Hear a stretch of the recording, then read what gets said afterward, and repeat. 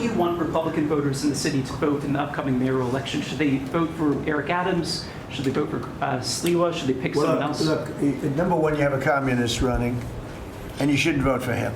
He's a disaster. He's leading. He's got the Democrat nomination because that shows you where the Democrats have gone. He actually wants to take over the grocery stores of John Catsimatidis, who's a great guy, a rich guy, grocer, does a good job, wants to take over. He actually called me the other day. He's concerned his stores are going to be taken from him, and they won't be run like John runs them. Believe me, he runs a good operation. But he actually said he wants to run his own grocery stores.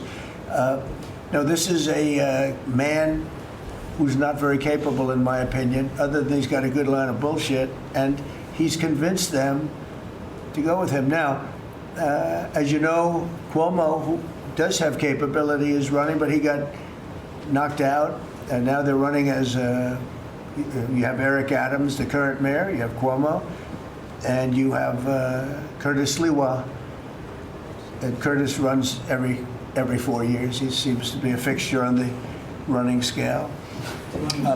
But you know, it's I'm not getting involved. But I can tell you this: I used to say we will not ever be a socialist country, right? Well, I'll say it again: we're not going to have. If a communist gets elected to run New York, it can never be the same. But we have tremendous power at the White House to run places when we have to. We could run D.C. I mean, we're looking at D.C. We don't want crime in D.C. We want the city to run well. Susie Wiles is working very closely with the mayor, and they're doing all right. I mean, in the sense that we would run it so good, it would be run so proper. We'd get the best person to run it.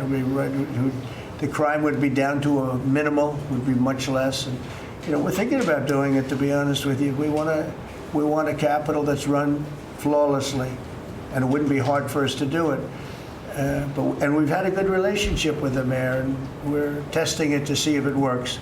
But New York City will run properly. We're going to bring New York back.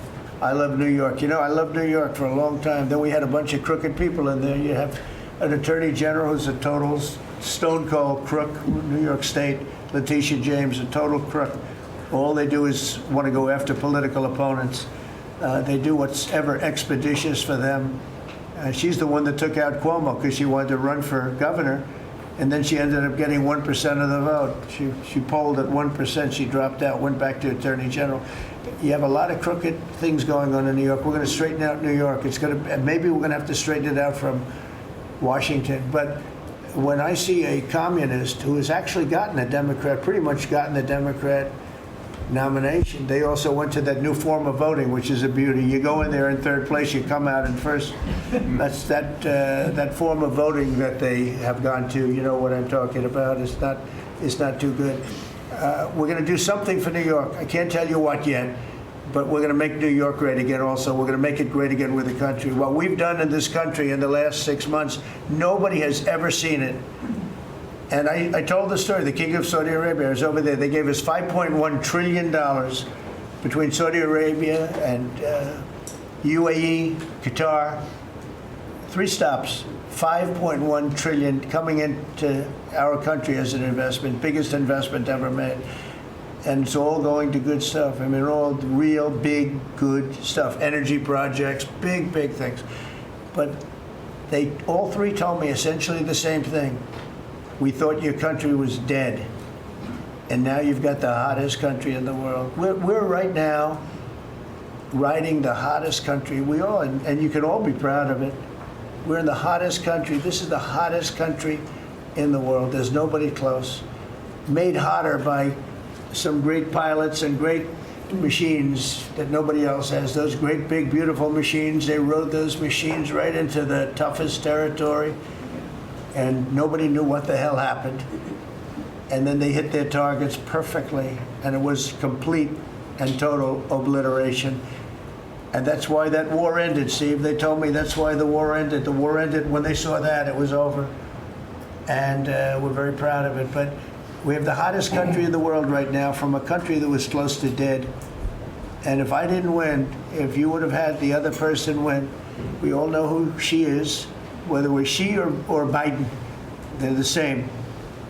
He may have been more competent than her, and that's hard to believe, right? But if you had that ideology in, I don't believe you would have had a country anymore. I think you would have had a country that was broken up. But we had a dead country. Now we have the hottest country in the world, and everybody knows it, and everybody said it.